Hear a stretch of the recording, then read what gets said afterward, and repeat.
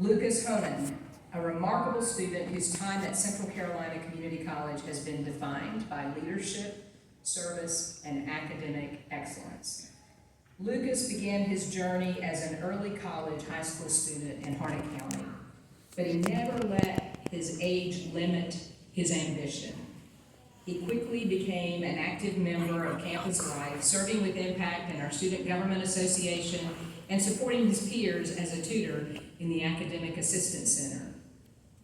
Today, Lucas graduates with not one, but 2 associate degrees, an associate in arts and an associate in science. And this fall, he'll take the next step in his journey as he begins his studies in engineering at Campbell University.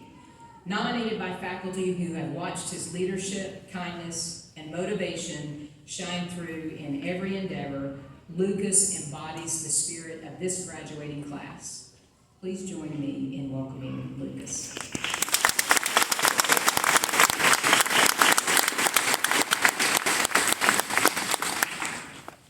I think you stole my thunder, Dr. Chapman. Sort of hyped me up there. Good morning, graduating class of 2025. I'd like to first welcome administrators, faculty, and staff, and most importantly, my fellow graduates.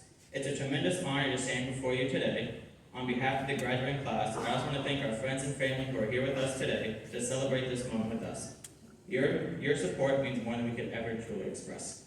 Before I get into this speech, just so everyone's aware, I do teach as a part-time job, but I do stutter a little. So if there are stutters, just bear with me, please.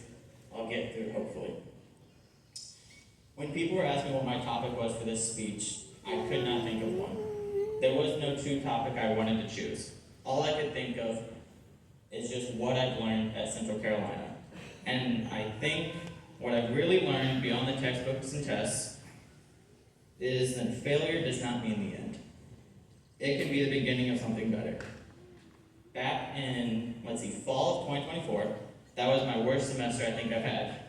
I had Physics 1 with Dr. Baker, Calculus 2 with Mr. Maddox, and Music Appreciation with Ms. Winkins. All while juggling a part-time job.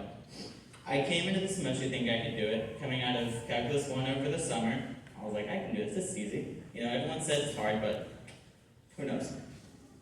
I was over my head, by a lot.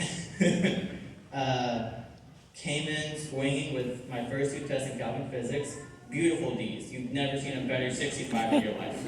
It was just top tier. It was just, no matter how hard I felt like I studied or tried, it wasn't enough.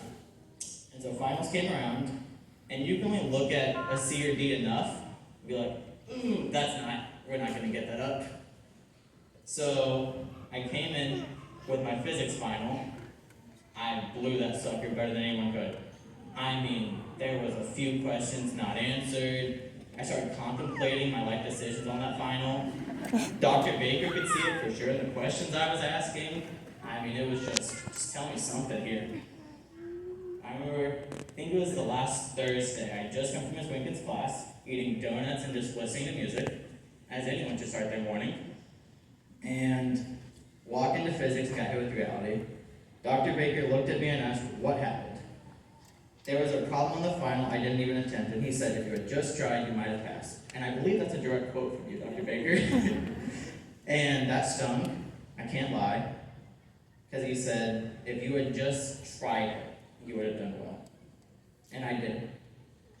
That hit harder than I could have expected.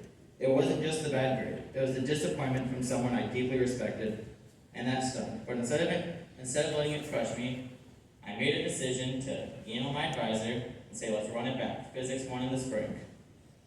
So over break, I buckled down, retaught myself the material, drilled the equations, watched plenty of videos, and decided to retake. And the second time it had changed. I wasn't just memorizing formulas. I had already done that, but I was understanding the formulas. I finally got the why behind the math, and I started getting B's on the test, feeling confident in my knowledge, and answering every single problem.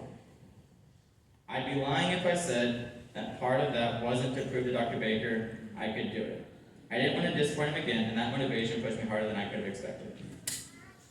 Same thing with calculus. I came into Calc 3, with a handful of other students who got a D in Calc 2.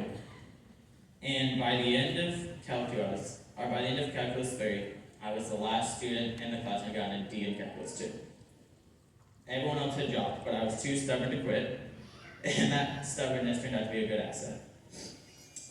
To Ms. Winkins, thank you for making every class something to look forward to, especially when I needed the light the most. To Mr. Maddox and Dr. Baker, thank you for letting me basically live in your offices. And I mean that literally. I lived and breathed in Dr. Baker's office for 3 semesters straight. You both gave me space to ask questions, not just ask questions, but to grow, to fail safely, and to come back stronger. And that's the point I want to make. Struggle doesn't make you weak. Falling behind doesn't make you a failure. What matters is how you respond. To my fellow graduates, I know many of you have your own version of this story. Maybe it wasn't physics or calculus, maybe it was balancing school with work, taking care of a family, or battling burnout and anxiety. But we made it, you made it, and no one can take that away from us. Let's take a moment to thank everyone who helped us here, the professors who stayed after class, the classmates who formed study groups, the friends and family who encouraged us to keep going when we didn't think we could. As we move forward, whether it's to more school, new jobs, or brand new adventures, I hope we carry more than just knowledge. I hope we carry forward the resilience we built, the belief that we are capable of learning, adapting, and rising again. So with that, congratulations, class of 2025. We did it, and we've only just begun.